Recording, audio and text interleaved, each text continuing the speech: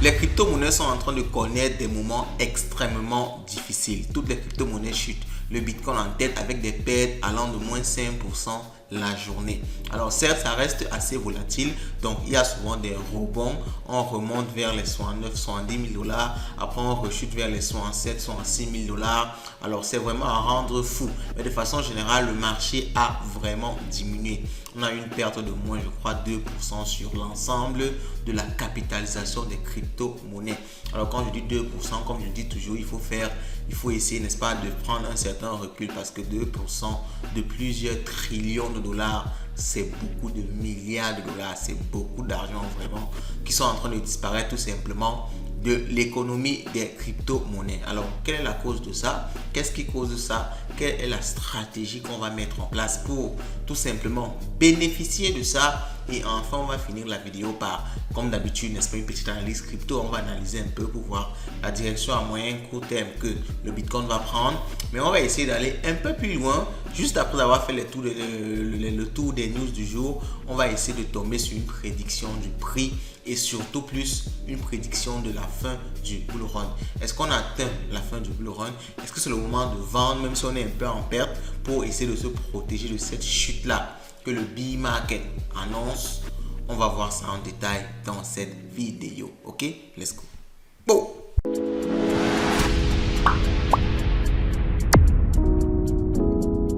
On commence par ouvrir CoinMarketCap. Alors, je me suis trompé tout à l'heure, c'est beaucoup plus que 2%. On est à une perte de pratiquement 4% sur beaucoup de trillions de dollars. Le marché est vraiment en train de chuter. Vous pouvez voir actuellement le Bitcoin côtoie les 66 000 dollars. Ici, on essaie de regarder la charte.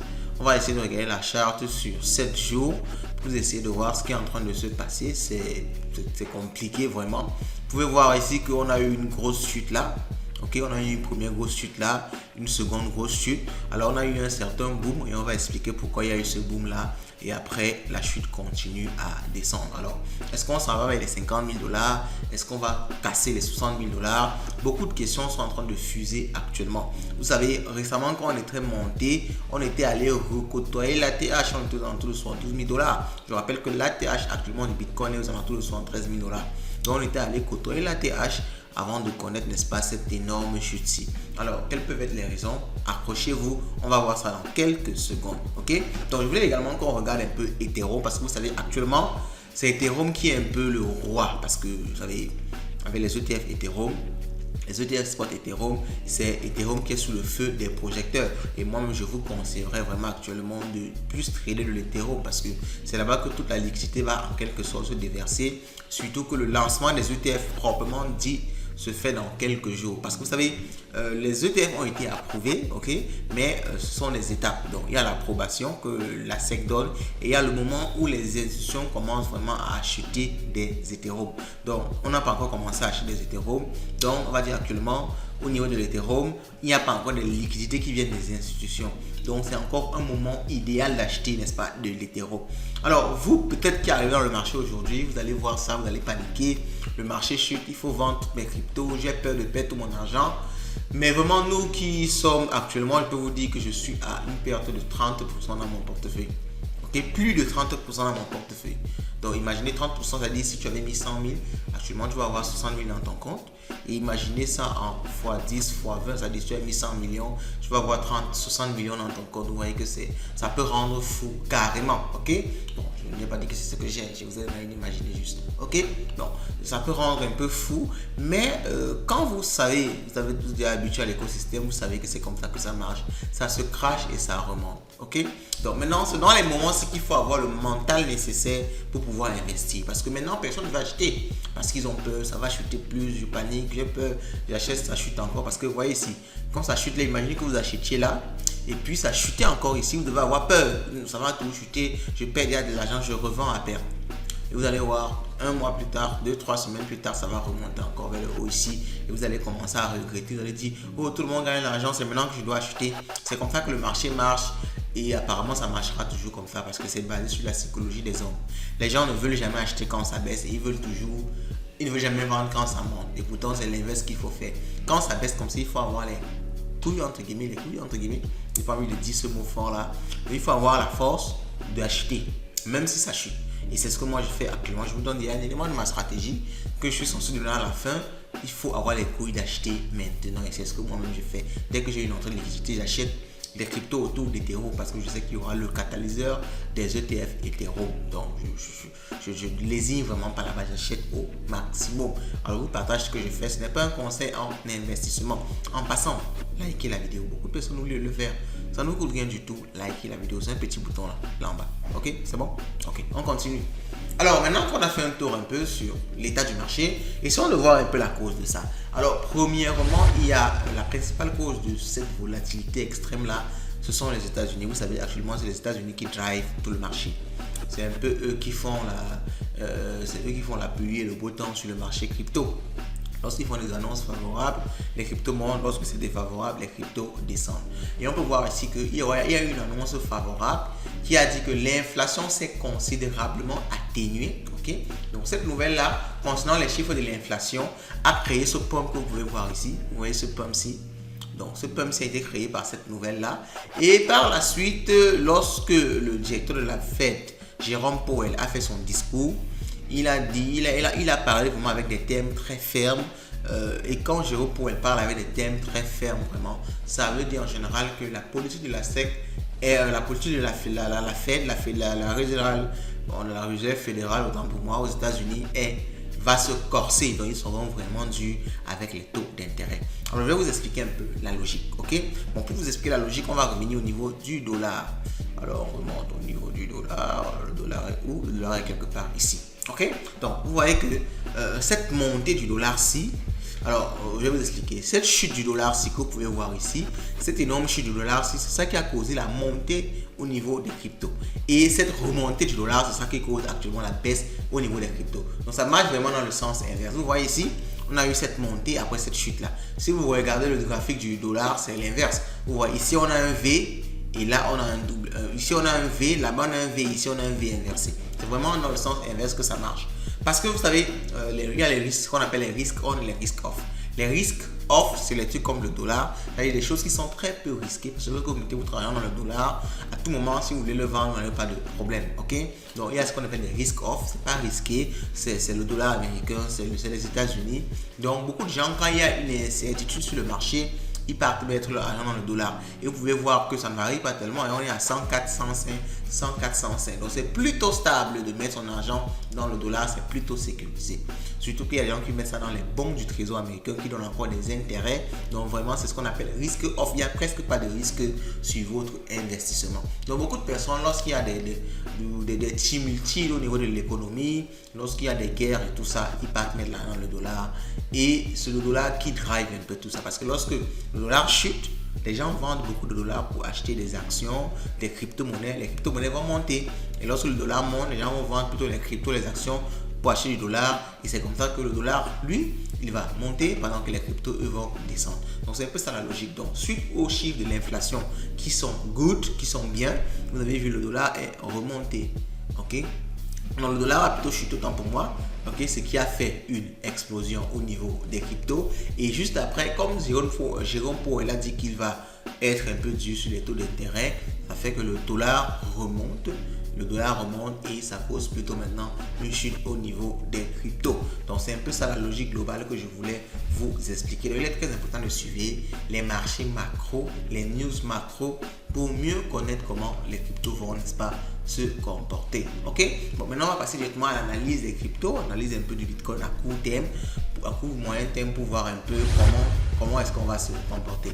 Alors premièrement, on a une baisse de l'open interest. Vous savez, quand le marché chute fortement comme ça liquide beaucoup de personnes, ça décourage beaucoup de traders. Donc l'open interest descend fortement. Donc, ça veut dire qu'il n'y aura pas de gros mouvements dans les jours qui vont venir, dans les heures qui vont venir, dans les jours qui vont venir. Il n'y aura pas de gros mouvements, il n'y aura pas de grosses explosions, ou bien de grosses chutes. En général, c'est ce que ça signifie, l'open interest. Alors, je voulais qu'on voit un peu les funding pour voir est-ce que les gens sont en train de parier à la hausse ou bien à la baisse. Alors, on peut voir ici que, ici, comme tend vers l'orange, ça veut dire que les gens sont en train de parier à la hausse. Quand on tend vers le violet, les gens sont en train de parier à la baisse. Et on peut voir ici que c'est plutôt violet et presque neutre. Donc, entre violet et neutre, ça veut plutôt dire donc que les gens sont en train de parier à la baisse ou bien ne font tout simplement rien du tout. Donc, ça veut dire, et vous savez, quand les gens parient à la baisse ou ne font rien du tout, le marché a tendance à aller dans le sens contraire. Bon, aller dans le sens contraire de shorter, de parier à la baisse, c'est parier à la hausse. Donc, c'est-à-dire le marché, en général, explose vers le haut. Et c'est un peu comme ça que moi, j'ai, avec ma petite expérience dans le monde des cryptos, j'ai pu constater que lorsqu'il y a des gros crashs, tout le monde a peur, tout le monde panique. C'est comme ça qu'il y a un mouvement soudain qui bouscule tout. Le Bitcoin commence à prendre de la valeur n'importe comment. Lorsque tout le monde s'attend à ce que le Bitcoin prenne de la valeur, ça ne prend jamais de la valeur. Jamais. Mais pourtant, lorsque personne ne s'attend, tout le monde est découragé, vous vous ouvrez le matin, on vous dit que le Bitcoin est à 72 000 $, vous ne comprenez pas ce qui s'est passé. Donc moi j'ai constaté que le marché là fonctionne ainsi. Donc à mon avis, à moyen terme, il peut y avoir une explosion.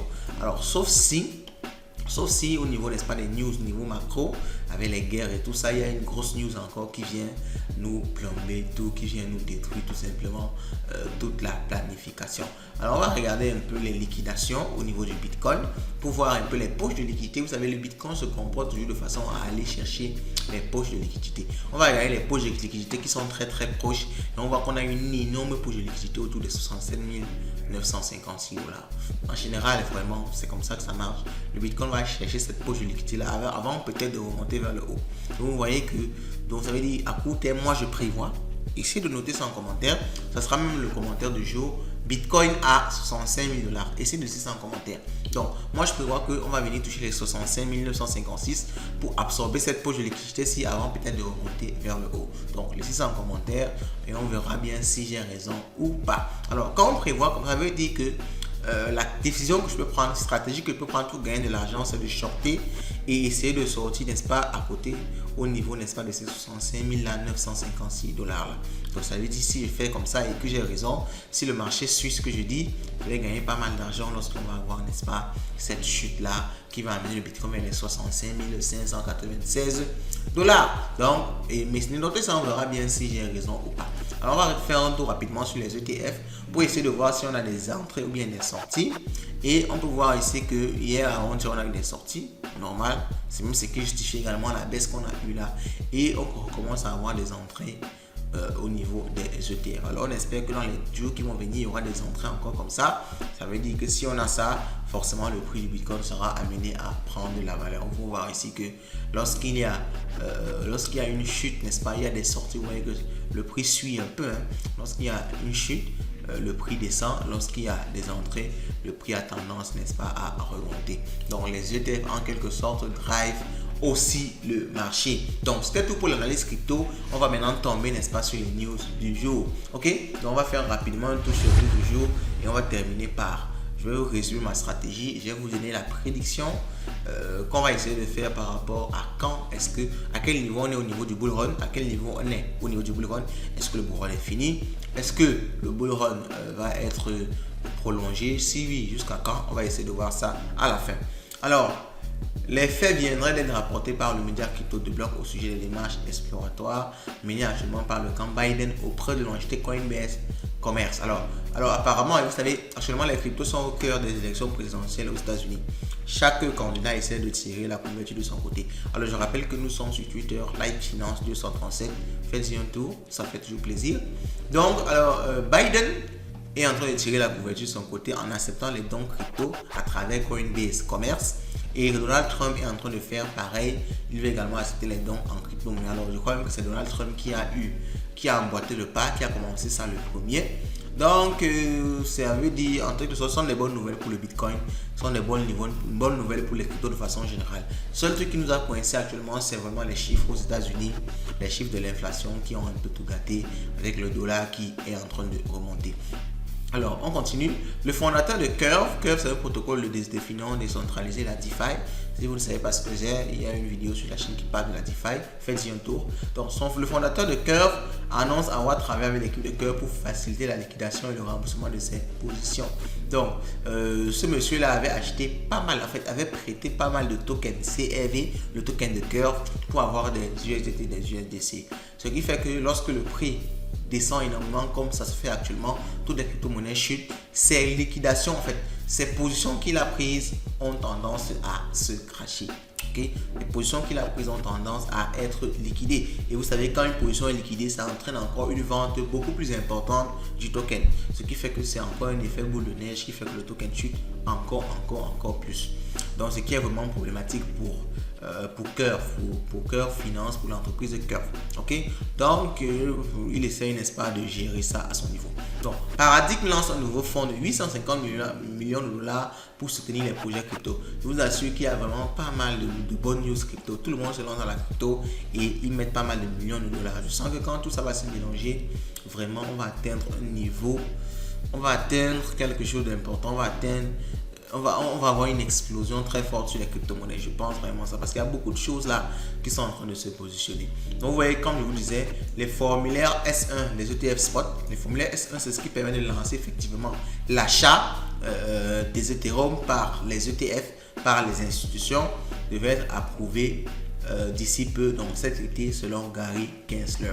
Alors Terraform, vous vous rappelez de Luna, va payer une amende de 4,47 milliards de dollars. Je crois que c'est même plus important que l'amende que Binance va payer à la SEC pour récemment 4,3 dollars. Ça a battu le record. Comme je vous le disais, pour Binance c'est 4,3 dollars, pour Terra Luna c'est 4,45 dollars. Ça a battu carrément le record, c'est incroyable. Donc Terraform Labs va payer une amende de 4,47 millions de dollars pour ce qu'ils ont fait. Vous savez, Luna a été finalement un énorme scam. Je pense qu'on n'a pas trop parlé de Luna sur la chaîne. Peut-être on va refaire d'autres vidéos sur Luna et on ne sait jamais. Donc laissez en commentaire aussi Luna si vous voulez, si vous le souhaitez. Et on pourra peut-être revenir dessus. Alors il y a pas mal de news. Je vous conseille de repartir sur notre Twitter pour avoir toutes les news à jour. Donc c'était juste un rappel rapide de quelques news. Et on va continuer avec les prédictions maintenant au niveau du prix du Bitcoin. Alors ma stratégie d'abord, je la résume rapidement. Comme je vous l'ai dit, tout l'argent que j'ai actuellement, je mets dans l'Ethereum. C'est-à-dire, je suis arrivé à un niveau où je ne doute même plus. C'est-à-dire, je ne suis pas en train de dire que non, je mets un peu, non. Parce que vraiment, on fait ça en général quand on a reçu un énorme capital. Moi, dès que j'ai un 100 000 qui rentre, un 200 000 qui rentre, je mets dans les cryptos, je mets dans l'Ethereum. J'ai une confiance absolue, entre guillemets, actuellement en Ethereum.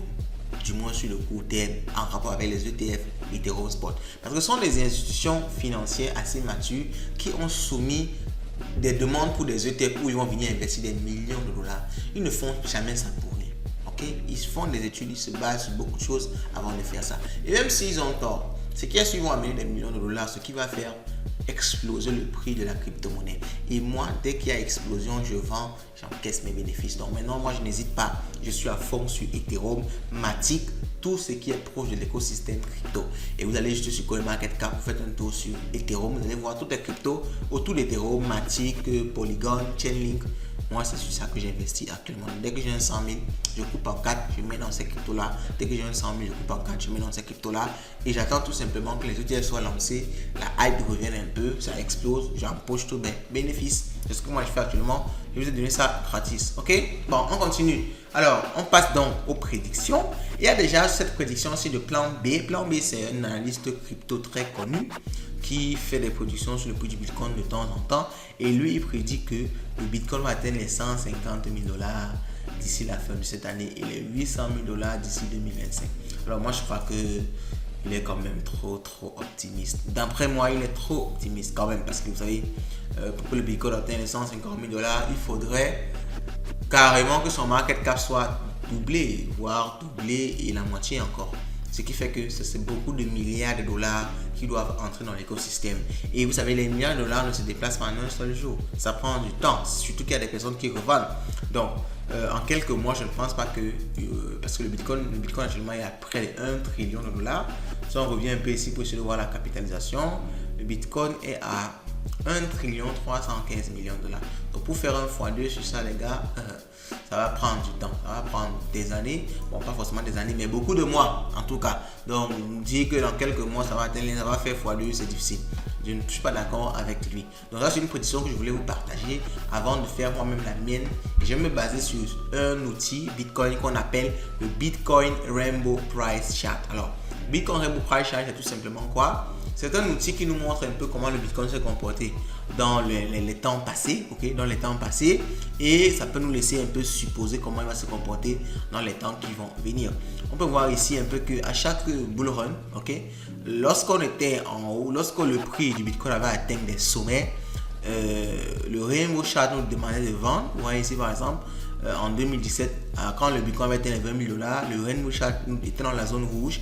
Dans la zone rouge ici, c'est sell, seriously sell. Donc vendez, vendez, vendez, vendez. On vous conseille au maximum de vendre. Donc vous voyez ici que en même temps aussi en 2021, lorsqu'on avait atteint l'autre ATH sur 9 000 $ environ, le Rainbow Chart nous demandait de faire quoi? Il demandait tout simplement nous disait qu'on est dans une bulle. Donc entre guillemets, c'est déjà le moment de vendre. On était à quelques mètres en fait de sell. Donc on était presque plus loin de sell. On n'a pas vraiment touché sell, mais en quelque sorte, si vous étiez prévenant, lorsqu'on arrivait déjà ici, c'était à le moment de vente. Et actuellement, le Rainbow Chart nous montre qu'on n'est vraiment pas dans le moment de vente. Ok? Donc ici, on nous dit plutôt que c'est le moment d'acheter et encore d'acheter. Donc si on se base sur ça, donc actuellement, on est encore loin de la fin du bull run. Parce que les fins du bull run en général sont marquées par on touche le rouge ou bien on touche le disable, on touche le orange aussi. Vous voyez qu'on n'a ni touché le rouge ni touché le orange. Donc, entre guillemets, on est encore, on peut dire, comparé au cycle précédent, on est encore ici ou bien ici. Donc, ça veut dire normalement on doit monter là, on doit toucher au moins le orange ou bien le marron, quelque chose tout comme le jaune. Donc, si on remonte au niveau, n'est-ce pas, du jaune ici, ou bien dans le pire des cas, si on est tellement pessimiste au niveau du vert moins foncé ici, donc quand le Bitcoin est autour, n'est-ce pas, de 100 000 $, 125 000 $, c'est là que le Rainbow Chart va nous conseiller, n'est-ce pas, de vendre. C'est là qu'on peut supposer qu'on peut déjà vendre. Mais maintenant, on nous dit que c'est vraiment le moment d'acheter. Ce n'est que le moment d'acheter. Et si on se base sur ça, on peut dire que le bull run est encore loin d'être le bull run est encore loin d'être fini. On est encore en plein dedans. Ok? Donc, maintenant, si on veut avoir une certaine date, ok? Alors ça, on ne peut vraiment pas le savoir. Mais si on essaie de se baser, n'est-ce pas, sur les précédents cycles, on peut voir ici que entre, n'est-ce pas, le halving. Si on prend le halving ici et le top, le sommet, ça a pris environ 2 ans. On est quitté de 2016, ok, à 2018, ça a pris environ 2 ans. Ça veut dire que ici on a eu le halving. Ça veut dire que normalement le bull run doit atteindre son top aux alentours de 2026. Ok, aux alentours de 2026. Donc c'est pour dire entre guillemets qu'on est encore au début du bull run. On est encore vraiment, même si on ne dit pas au début, on est quand même au milieu du bull run. Donc ce n'est vraiment pas le moment de paniquer et de vendre toutes ces crypto-monnaies. Donc alors, ça n'a pas tort, ça n'a pas toujours raison à 100%, mais on va dire que jusqu'à présent ça a toujours eu raison. Pourquoi on n'aura pas raison cette fois-ci? Je ne vois pas vraiment de raison pour laquelle on n'aura pas raison, parce que le marché, comme je l'ai dit, ça suit la psychologie humaine, et la psychologie humaine est toujours pareille. Ok? Bon, grosse vidéo, je compte sur vous pour liker au maximum. N'oubliez pas les différents commentaires, partagez la vidéo si ça vous a plu, et on se dit à la prochaine. Ciao, ciao.